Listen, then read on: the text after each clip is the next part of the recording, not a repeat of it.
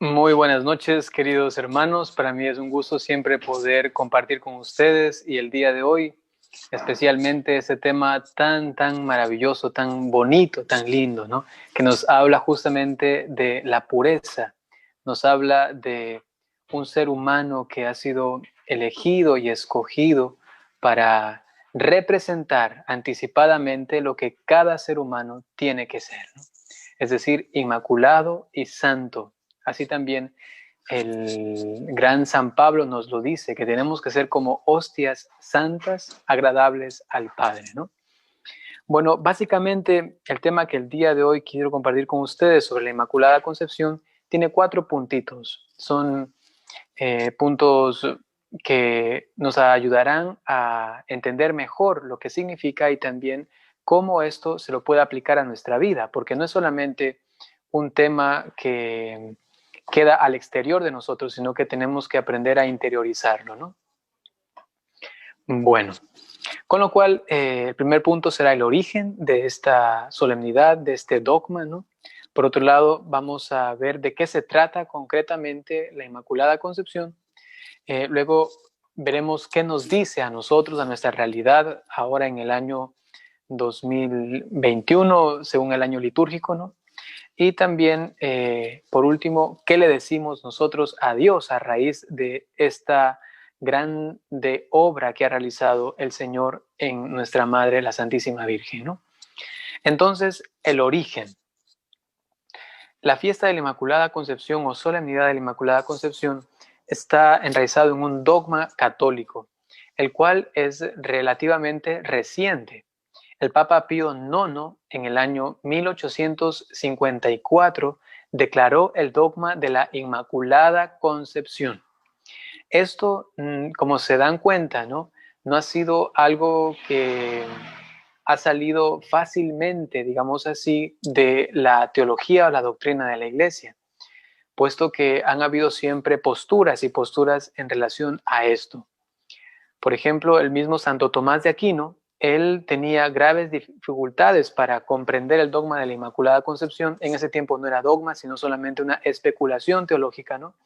Y él decía, bueno, eso como que no cuadra en mi sistema teológico o de pensamiento. Y ojo que estamos hablando de Santo Tomás de Aquino, ¿no? No es cualquier santo, es un doctor de la iglesia, ¿no?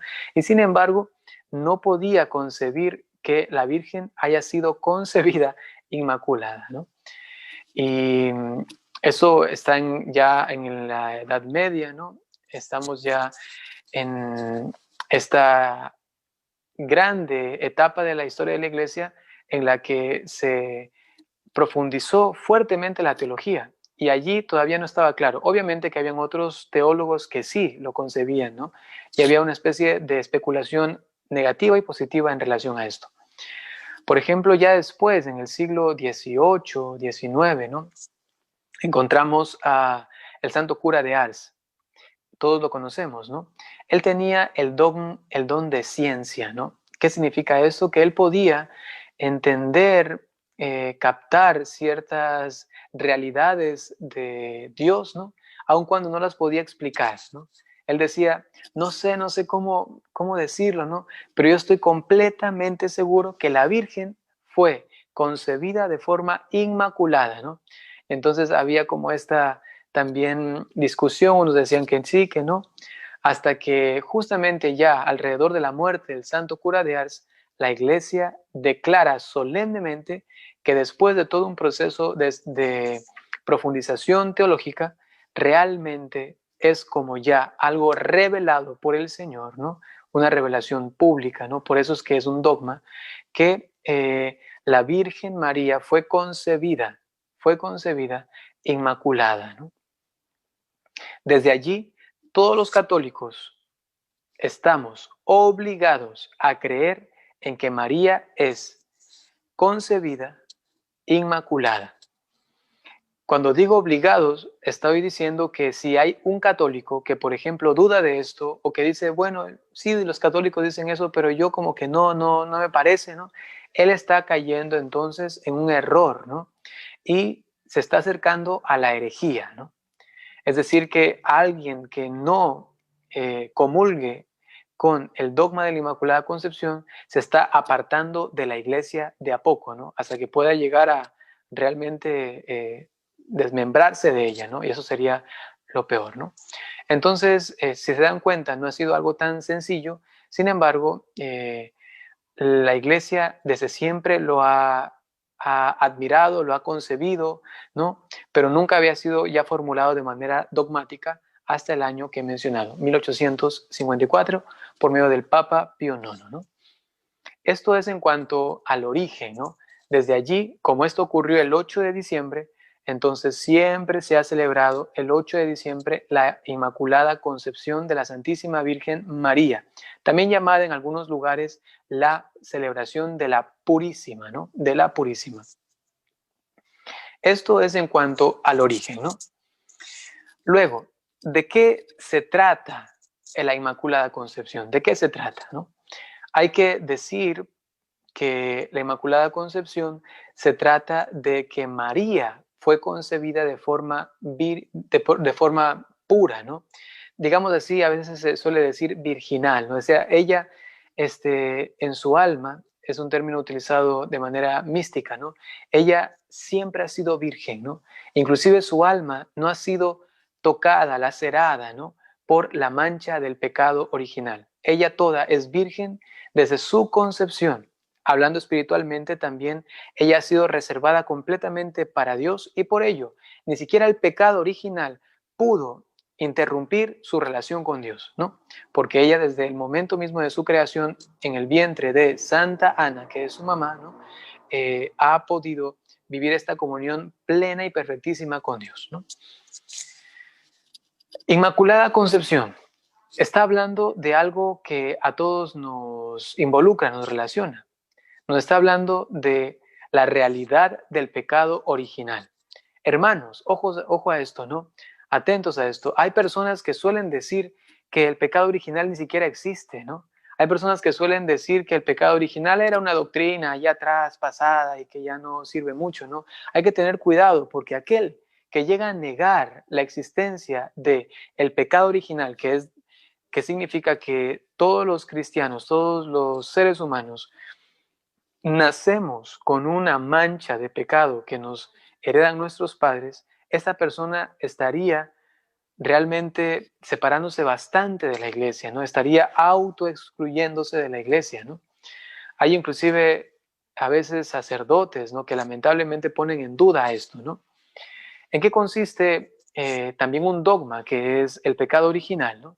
¿En qué consiste? En que Adán y Eva, una primera pareja humana, pecaron y ellos a sus descendientes le transmitieron un pecado de origen, un pecado en el mismo momento de su concepción, ¿no? Y así se ha ido esto comunicando de generación en generación hasta nosotros. Para ello, debemos decir necesariamente que hubo una primera pareja humana, ¿no? A eso se le conoce con el nombre del monogenismo, que esto se opone al poligenismo, ¿no? El poligenismo, en cambio, dice que hay muchas parejas humanas al inicio, ¿no? Y que nosotros descendemos, ¿no? De muchas otras parejas o pueblos que existían, ¿no? Esto no está acorde a la doctrina católica. Nosotros venimos todos de una sola pareja humana. Que se llamaba Adán y Eva, pues eso no podemos determinarlo. Lo que dice el Génesis es que se le atribuye a ellos estos nombres, Adán y Eva, de manera simbólica, porque Adán, ¿no? Adamá en hebreo, significa tierra, rojo, lodo, ¿no? Algo débil. Y Java, que es Eva, ¿no? Significa la fuente de la vida. Con lo cual está diciendo el escritor sagrado con el Génesis, ¿no? Con esta primera pareja, que de Eva, ¿no? Se ha podido dar en la generación, ¿no? El desarrollo de los Adamá, ¿no? Es decir, de los seres humanos, de los que somos carnes, tierra, ¿no? Los que tenemos justamente una debilidad, ¿no? Es decir, los seres humanos. Entonces tenemos que afirmar que existió una primera pareja humana, ¿no? Y de ella descendemos todos. Ahora es interesante que esto no está solamente basado en la fe, sino que también está basado en la ciencia. Y les invito, queridos hermanos, si por allí hay alguna vez alguien que dice, no, es que cómo va a ser que solo una pareja humana, pues vamos a la misma universidad, a los que estudian, por ejemplo, las ciencias naturales, genética, ¿no? Se les enseña acerca del origen supuesto, según especulaciones o teorías, ¿no? Y se habla, por ejemplo, del Adán cromosómico, ¿no? Adán cromosómico, o también de la Eva mitocondrial, ¿no? Adán cromosómico o Eva mitocondrial. Ustedes pueden investigar eso también en internet, ¿no? Y hay una teoría científica que dice que todos los seres humanos, analizando las mitocondrias, ¿no? Y los cromosomas, ¿no? Necesariamente tenemos que venir de una sola pareja humana. Todos los seres humanos, analizando, ¿no? su estatuto genético, ¿no? Más interior a nivel fisiológico, ¿no? Llegan a la determinación de que necesariamente todos estamos conectados y tuvo que haber una primera pareja humana. Y esto también apoyado entonces en la ciencia, ¿no? Eso es muy bonito. Con lo cual, al existir una pareja humana, de ella se ha heredado, todos nosotros, ¿no? Se ha heredado ese pecado original. ¿Cómo lo heredamos? De la siguiente manera, ¿no? Dios, en el momento de la creación del ser humano, Dios infunde o da a la nueva criatura el alma. Y nuestros padres, nuestro papá, nuestra mamá, nos dan el cuerpo, ¿no? En el momento de que ellos dan el cuerpo, ¿no? Que según el catecismo de la Iglesia Católica los declara co-creadores con Dios. Dios es el creador y los padres son co-creadores. Ellos, al participar tan íntimamente de la creación de un nuevo ser humano, ellos aportan entonces su cuerpo y con el cuerpo también esta debilidad. Y en el momento de esta unión, digamos, de cuerpo y alma, el alma que ha sido purísima, creada por Dios, ¿no? Y en entrar al contacto con el cuerpo que viene con esta herida de nuestros padres, ¿no? Entonces también hay una mancha en la misma alma, ¿no? Puesto que como están tan íntimamente unidas, ¿no? Las dos se, digamos así, se intercomunican, ¿no? Y así lo decía San Juan de la Cruz, el alma es de lo que por los sentidos entra o por lo que por el cuerpo entra, ¿no? Entonces, al entrar en contacto alma y cuerpo y estar nosotros ya constituidos como personas humanas desde el momento de nuestra concepción, tenemos esta herida. Y por ello necesitamos bautizarnos pronto, después de nacidos, pronto ir a bautizarnos. ¿Para qué? O que nos vayan a bautizar, ¿no? ¿Para qué? Para que esta mancha de pecado sea borrada y no siga, digamos así, molestando a la criatura y pueda estar libre para entonces aceptar la gracia de Dios, sobre todo de ser hijo de Dios, ¿no? Esto es importante tenerlo en cuenta porque María fue preservada de esto, aun cuando sus padres clarísimamente pecaron. Ella, en el momento que recibe el cuerpo de sus padres, ella lo recibe también santificado y redimido, ¿no? Aquí entra algo importante. María, la Santísima Virgen María, fue redimida, fue salvada por nuestro Señor Jesucristo, aun cuando nuestro Señor Jesucristo aún no venía a este mundo en carne mortal. Esto también está clarísimo en la doctrina de la Inmaculada Concepción. ¿Qué quiere decir esto? Que María, en el momento de su concepción, gozó de las prerrogativas, es decir, anticipadamente, de lo que en el tiempo su Hijo Jesucristo iba a realizar unos 50 años después, ¿no? María ya goza de la redención 50 años después de lo que Jesucristo iba a hacer cuando tuviese ya sus 33 años más o menos según la tradición, ¿no? Esto implica que Dios ha tenido una dignación tan grande sobre ella y para ella que la ha preservado de esto. Pero tenemos que decir con justa razón de que María sí fue salvada y redimida por nuestro Señor Jesucristo. ¿Cómo se entiende esto? Porque alguno podría decir, pero padre, usted está diciendo que la Virgen no tenía pecado original y Jesús murió por los pecadores y para llevar el pecado de todo el mundo. Entonces María tuvo que ser redimida, pero ¿cómo? Si ella no tenía pecado, entonces no fue redimida, ¿no? Pues el Papa Pío IX, cuando realiza esta promulgación del dogma, él escribe una bula y allí explica esto, ¿no? Y dice algo fascinante, ojo a esto, ¿no? La redención o la salvación no solamente consiste en sacar al pecador del pecado, sino que también consiste en preservar al pecador para que no caiga, o mejor dicho, en el caso de María, preservar a la criatura para que nunca peque, ¿no? Es como cuando vemos a una persona que se ha caído en un hoyo, digamos, y no puede salir de allí. Uno va y la saca, la salva, la rescata, ¿no? Del hoyo, y uno puede decir, esta persona le salvó porque le sacó del hoyo, ¿no? Ahí se podía haber muerto.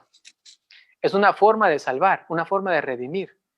Pero hay otra más, y es que la persona está caminando y está a punto de caerse en el hoyo, y yo voy corriendo y le salvo, ¿no? La muevo y le digo, cuidado, te caes.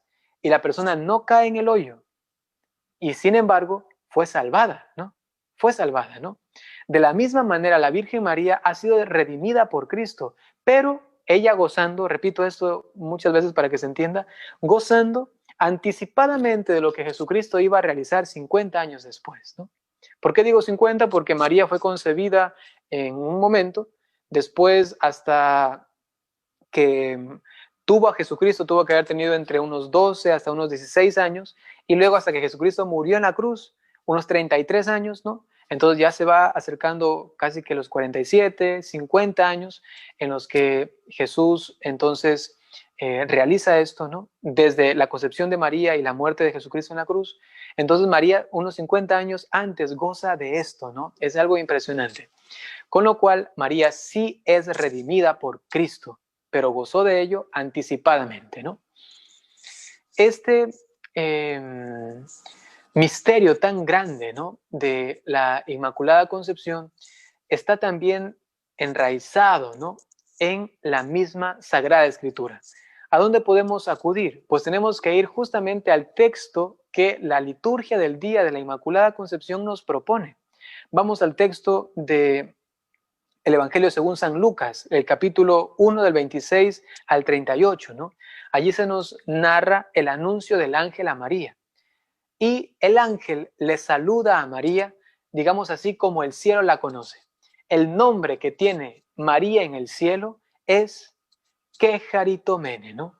En el momento que María es saludada por el ángel, él le dice llena de gracia, ¿no? Llena de gracia, Quejaritomene en griego, ¿no? Que significa que en ella está presente constantemente toda la gracia y solamente la gracia de Dios. Ella está completamente llena de la gracia de Dios, ¿no?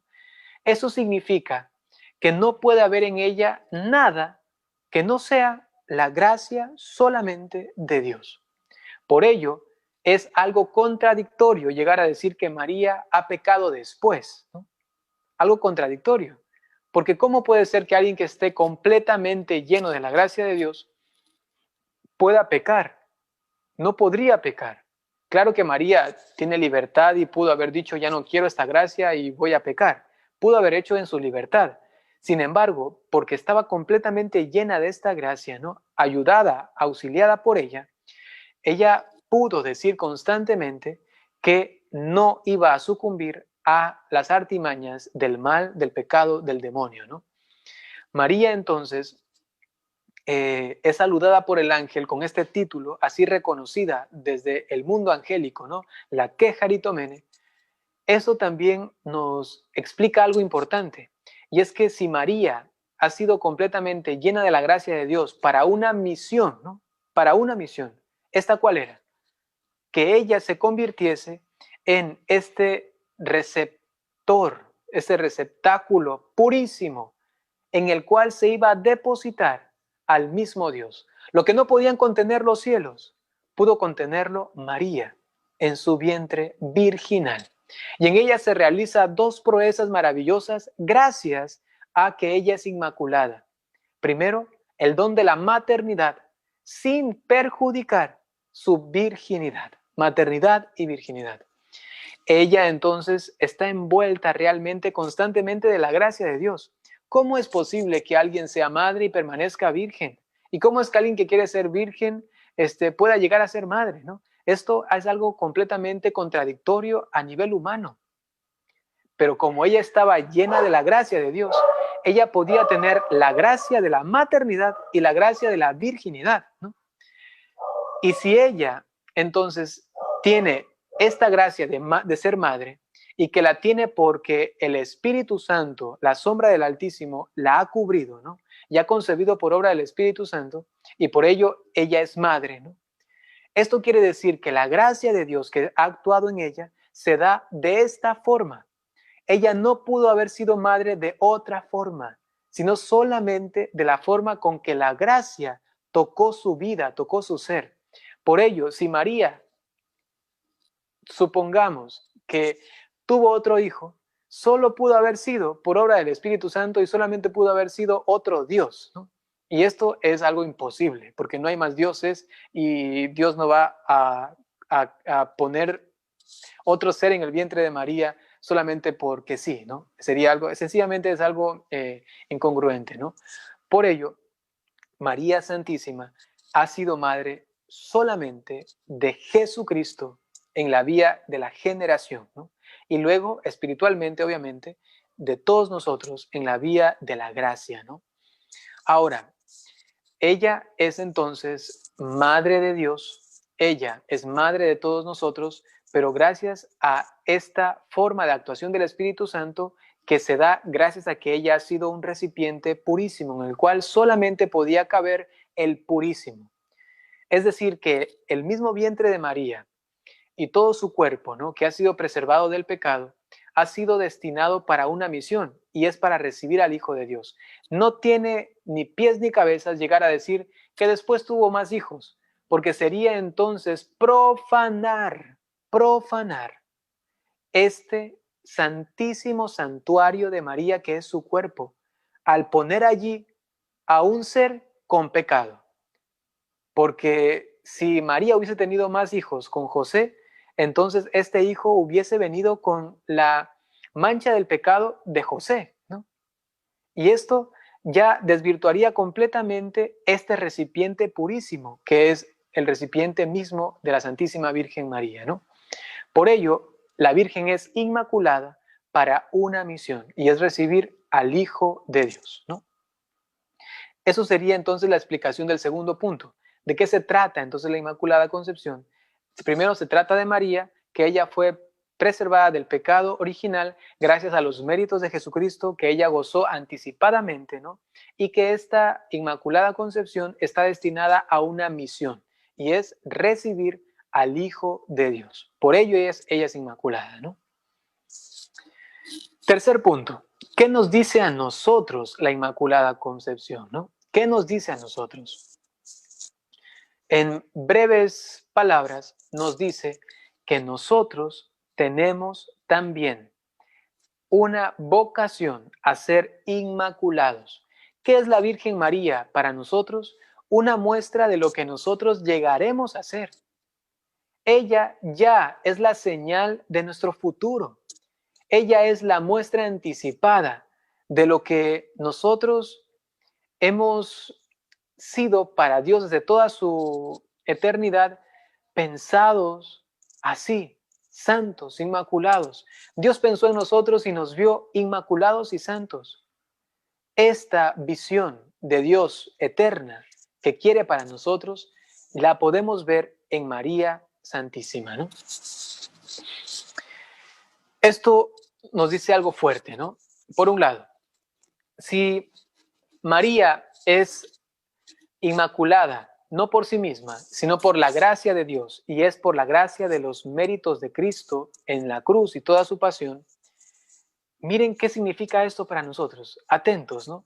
Significa que esta gracia de Cristo que nos ha sido dada por su pasión y muerte, que le ha capacitado a María para ser inmaculada, esta misma gracia es la que nosotros recibimos en el bautismo.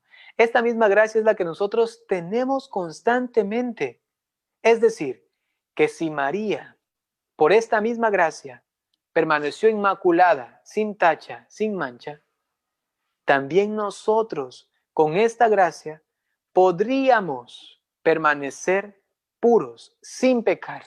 Tanto así que la doctrina de la Iglesia Católica nos dice que nosotros, con la gracia de Dios, no deberíamos ni siquiera cometer un pecado venial. Ojo a esto, ni siquiera un pecado venial, porque la gracia de Dios nos asiste de tal manera que nos hace invencibles ante el demonio, invencibles ante el pecado. Pero nosotros, cual niño que juega con un perro rabioso, ¿no? Ahí está el perro amarrado, ¿no? Y el niño jugando con el perro, ¿no? Se acerca demasiado y el perro lo muerde, ¿no? Así somos nosotros. Con la gracia de Dios, el pecado, el demonio, ha sido ya amarrado. Así nos dice el libro del Apocalipsis, que justamente hace unos días lo meditábamos, ¿no? El demonio ha sido amarrado con cadenas de acero. El pecado ha sido ya matado. Sin embargo, como nosotros, como este niño, nos acercamos demasiado al perro rabioso, nos muerde, ¿no? Esto quiere decir que siempre, aun cuando pequemos venialmente, es nuestra culpa y no podemos echar la culpa a que Dios no estaba conmigo, no me defendió, no me asistió, para nada. Es completa y totalmente nuestra culpa. María entonces se convierte no solamente en un prototipo, en un modelo de nuestro destino final, sino que también se convierte constantemente en una acusación, en una denuncia a nosotros por ser tan mediocres, por ser tan imperfectos, tan débiles, ¿no? Porque cuando vamos a una iglesia y encontramos una gruta de María o encontramos una imagen de la Santísima Virgen y la vemos y decimos, qué hermosa mi madre, te pido que me ayudes, cuida a mi familia, cubre con tu manto mis negocios o mis hijos, ¿no? Cuando vemos a María, no solamente tenemos que pensar en ella, es decir, una especie de visión solamente unilateral hacia ella. Qué hermosa, protégeme, te pido por eso estoy acá. Sino que también hay que aprender a dialogar con María. ¿Eso qué quiere decir? Que también la comunicación es de ella hacia mí. Y la pregunta es, ¿y tú qué me dices, María? ¿No? Y nos está diciendo, hey, ¿qué pasa, hijos míos? Si ustedes reciben la gracia de Dios, ustedes también tienen la capacidad de permanecer inmaculados. Y si ya tienen pecados que no han reparado, justamente la gracia que van a recibir les va a ayudar para que ustedes purifiquen y vayan sanando los pecados de su pasado, ¿no? Porque hay personas que lamentablemente se desviven ya eh, por, por ejemplo, ¿no? Estudiar el catecismo, por aprender más de Dios y todo esto, ¿no? Pero que no prestan atención a sus pecados del pasado y reparación por ellos, ¿no? Es decir, que se ve toda su historia, todo su expediente, ¿no? Y dice, bueno, como ya me confesé, ya no pasa nada, voy a continuar con mi vida. Espera un momento. Si hay pecados pasados, hay que aprender a repararlos, ¿no? Y esto es lo que hace justamente la gracia de Dios, pero uno tiene que aprender también a direccionar esta gracia y decirle, Señor, por favor, ayúdame a reparar mis pecados, ¿no? Me parece que era una beata, sí, beata, se llama Marta Rublois, ¿no? Ella fue preguntada por nuestro Señor que si quería pagar una mentira que había dicho, ¿no? En el purgatorio o si la quería pagar aquí en la tierra. Y ella le respondió, Jesús, que sea en los dos lugares, ¿no? O en los dos estados, ¿no? Y Jesús le dijo, ya que eres tan buena, ¿no? Te voy a hacer pagar esta mentira que hiciste en la tierra, porque es más fácil, porque en el purgatorio es más difícil, ¿no? Y ella pasó postrada, ¿no? En una cama como 17 años, ¿no? Por una mentira que había dicho, ¿no? ¿Qué quiere decir esto, no? Que el impacto del pecado uno todavía no lo entiende muy bien, ¿no? Uno piensa que es algo que ha hecho y que ahí queda en la conciencia, queda en el pasado, como nadie lo vio, como lo dice en el secreto, no afectó a nadie, no pasa nada, ¿no? Esto es una mentira cochina del demonio que nos ha metido en la cabeza como cucarachas que nos van perjudicando nuestra forma de entender, de apreciar esta realidad del pecado, ¿no? Por ejemplo, el santo cura de Ars. pasaba por un momento de desierto y él decía que no podía ver sus pecados, ¿no? Como supuestamente, entre comillas, estaba ya muy bueno, muy santo, ¿no? Sacerdote joven, ¿no? Y decía, bueno, es que no veo bien, no sé, parece que todo va bien. Entonces le pidió al Señor que pueda ver sus pecados y el Señor se lo concedió y no pudo unas horas aguantarlo. Decía que sentía morirse, ¿no? Por mirar la cosa tan horrible, horripilante, terrorífica del pecado que tenía, ¿no? Y eso que estamos hablando de un santo, ¿no? Que estaba ya en proceso de santidad, era ya muy santo en esa época, ¿no? Estamos hablando de un santo cura de Ars, que se veía con los ojos de Dios y se daba cuenta de la realidad del pecado, ¿no? Es decir, que la Virgen María también nos está diciendo, abran los ojos, miren la catástrofe como una bomba atómica que realiza el pecado en sus almas, ¿no? Y entonces los pecados pasados también tenemos que aprender a repararlos, a aceptar la redención del Señor en ellos. Porque cuando nos confesamos, ojo a esto, cuando nos confesamos no se sana la herida. Normalmente no se sana la herida. Cuando nos confesamos, se nos borra la culpa. Es decir, que ya no somos culpables y si morimos, vamos al cielo, pero tenemos que pasar por el purgatorio. En la confesión solamente se nos borra la culpa. La pena, es decir, la herida que queda en nuestra alma, esto normalmente no se borra en una confesión, sino que hay que hacer muchas obras de caridad, de misericordia sobre todo, y también penitencia. Y esto hace que nuestras heridas del pasado se vayan redimiendo y se vayan, digamos así, mejor dicho, sanando, ¿no? Es la redención de toda nuestra historia. Si no lo hacemos y dejamos allá atrás los pecados y que no pasa nada, ¿no?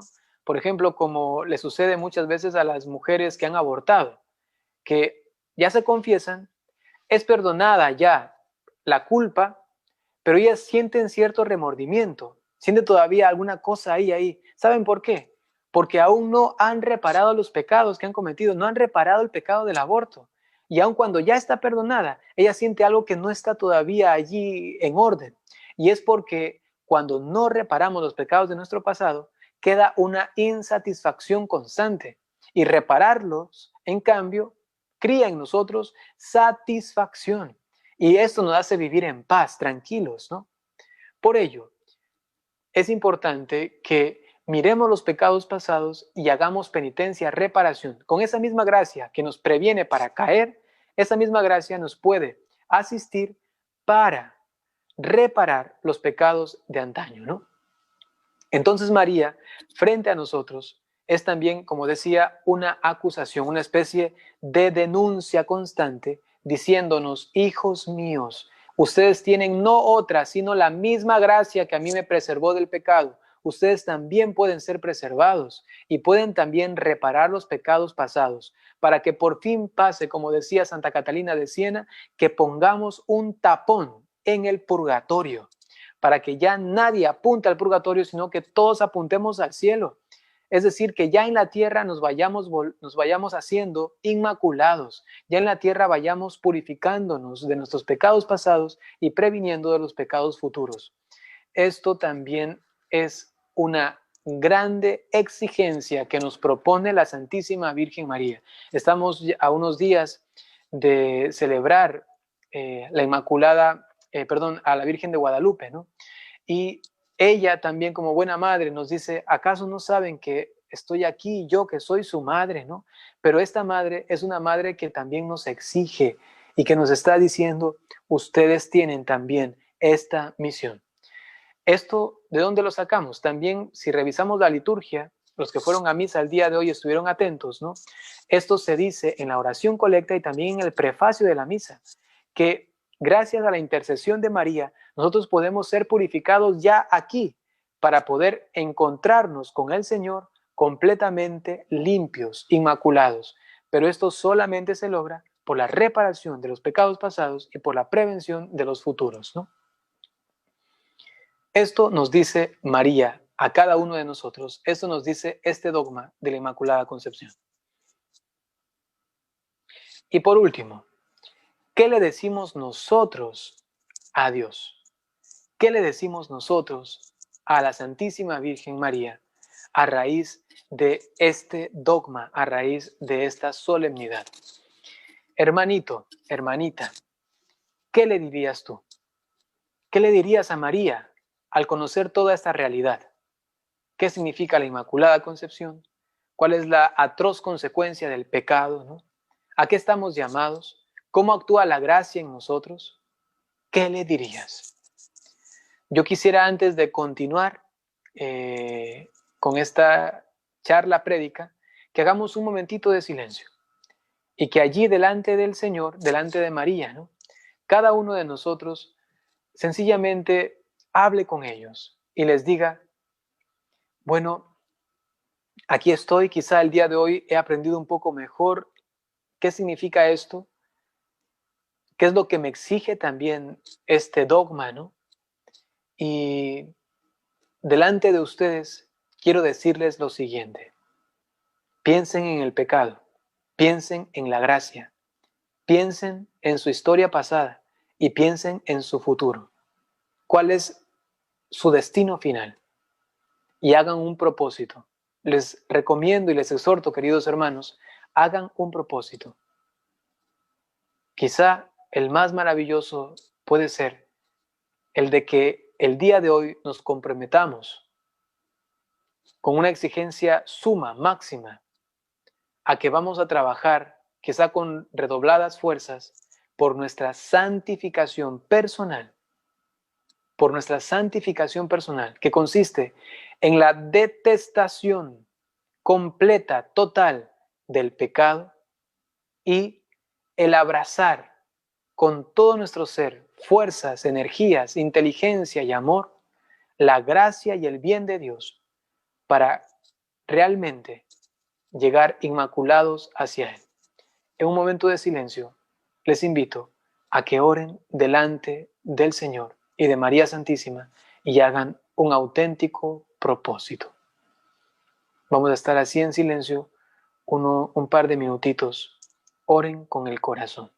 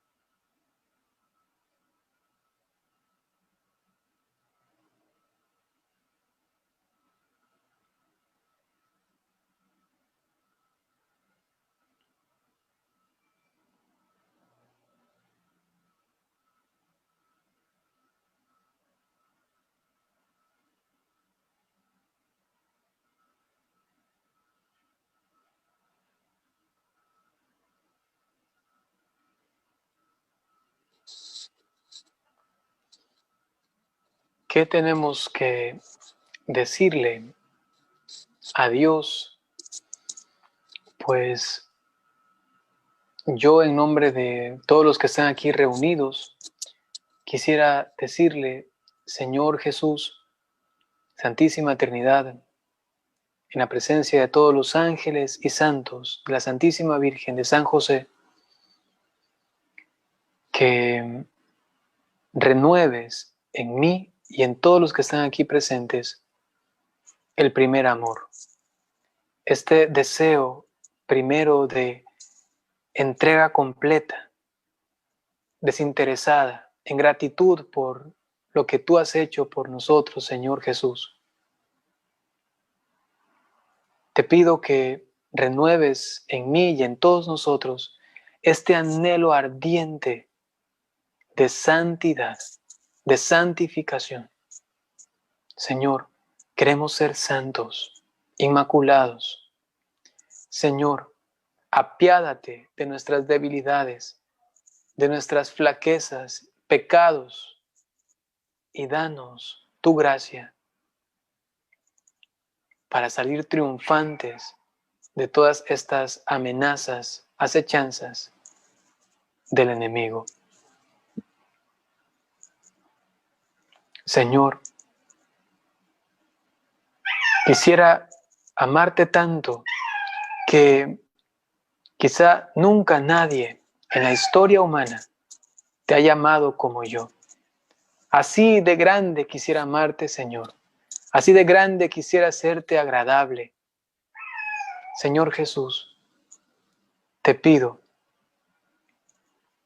que cuando más esté quizá tentado, esté quizá a punto de dejarte a ti para hacer mi voluntad y no la tuya, me des el pensamiento correcto, la inteligencia y sabiduría acertada para no caer en confusión y poder decirle no al pecado. Que cuando mis sentidos, mi cuerpo, cuando mis deseos y afectos se comiencen a desordenar y quieran ir a por algo que no corresponde a tus deseos y voluntad, Señor, toca mi cuerpo, toca mis sentimientos, afectos, deseos, para que sean ordenados, equilibrados y no vaya a por algo que vaya en contra de ti. Señor Jesús, te pido que toques mi corazón, que toques mi alma y la vayas purificando y sanando. Te presento mis pecados pasados, ese tan grave que tengo, y también ese otro que quizá ni siquiera he considerado que es muy grave, pero que hoy me doy cuenta que hasta por ese pequeñito tú te partiste por mí, tú moriste y derramaste tu sangre por mí. No hay pecado que sea realmente pequeño, porque mereció la muerte de un Dios y hombre que me ha amado tanto. Señor Jesús, te presento entonces todos aquellos pecados, dolores, heridas que tengo, para que vayas redimiéndolos, sanándolos, purificándolos, y así pueda amarte con mayor libertad, con mayor entrega.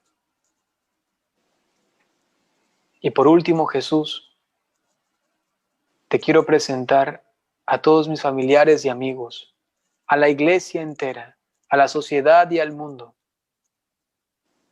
para que se enamoren también de la santidad, de la pureza, que se enamoren de tu gracia y así, como hermanos, podamos trabajar en conjunto por llegar a ser como tú deseas, es decir, dignos de ser llamados tu cuerpo, porque tu cuerpo es santísimo.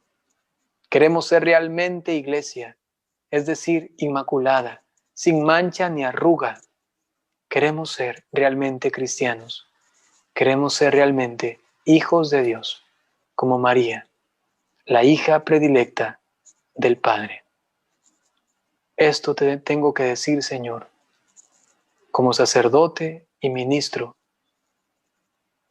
delante de ti, intercediendo por mis hermanos que en este día celebramos y celebran a la Inmaculada Concepción. En honor a ella, entonces, todos juntos queremos decirle a ella para que ella interceda por nosotros. Dios te salve María, llena eres de gracia, el Señor es contigo. Bendita eres entre todas las mujeres, y bendito es el fruto de tu vientre, Jesús. Santa María, Madre de Dios, ruega por nosotros pecadores, ahora y en la hora de nuestra muerte. Amén. Ese sería el tema que quería compartir el día de hoy con ustedes, queridos hermanos.